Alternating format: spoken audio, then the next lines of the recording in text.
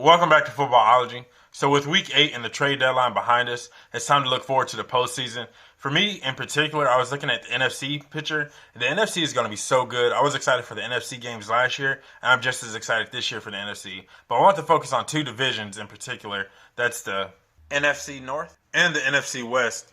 So now with the NFC West, yes, the San Francisco 49ers are undefeated. We understand that. But realistically, we have to be honest with ourselves. They're still unproven, so we're not going to really count them. And then we still have the Seattle Seahawks, who definitely have that playoff pedigree right now. They just haven't been that championship caliber team that they were a couple of years ago. But we know that anything that's going to happen, the Seattle Seahawks are going to find a way into the playoffs.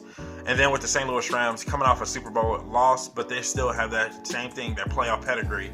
So now, my biggest overall question is, in this division, do you feel like the NFC West can possibly pit in 3 teams, or do you see the NFC North pitting in 3 teams?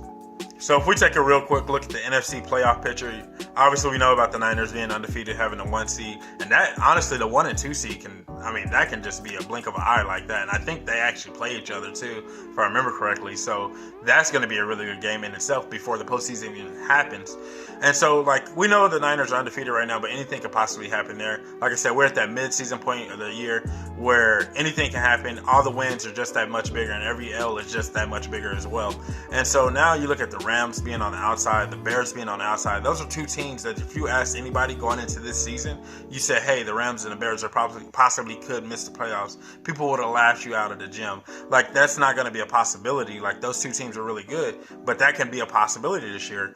Or the other scenario where I could see the West possibly pitting in 3 teams. Obviously, the Niners winning the division, and then the Seahawks and the Rams getting the 5 and 6 seed. That did not want to come out. And so with them getting the 5 and 6 seed, I can definitely see that being a possibility as well. But then we have the Vikings on the outside, who are another team that if they miss the playoffs, that would be crazy too. But then we have Green Bay in the division that are on fire right now. So there's no way Green Bay can lose.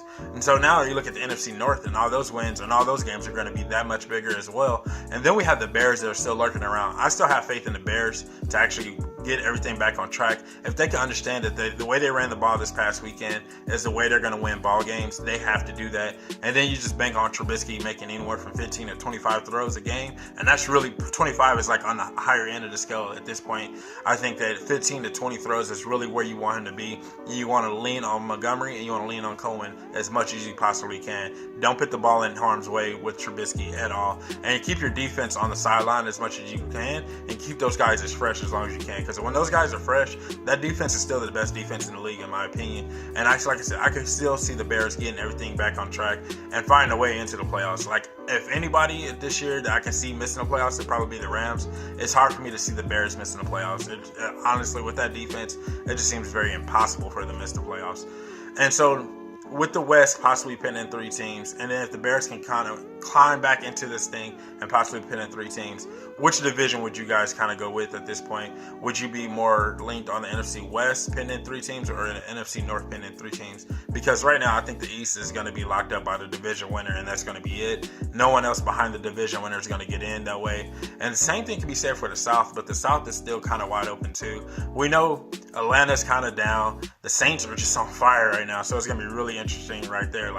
If anybody can catch the Saints. And then Carolina, I think they can't afford to take any more L's at this point, but anything could possibly happen with them as well. And Tampa Bay just can't get out of their own way. But it's their first year under Bruce Arians, so that's going to be, that's a different story. So like I said, the South is not a big threat, and I think the East is just going to be locked up by the division winner. So we're looking at the Eagles. That's the only way the Eagles are going to get in. The Eagles could possibly miss the playoffs, and that's something that's going to be really interesting considering the fact they literally have that playoff pedigree right now. And then the Cowboys could possibly miss the playoffs as well. The East is going to be so interesting as well. It's going to be so much good football in the NFC conference alone. That's why I'm really kind of paying all my attention. The AFC, right now, for me, the AFC is just wide open. So that's a different story for a different video.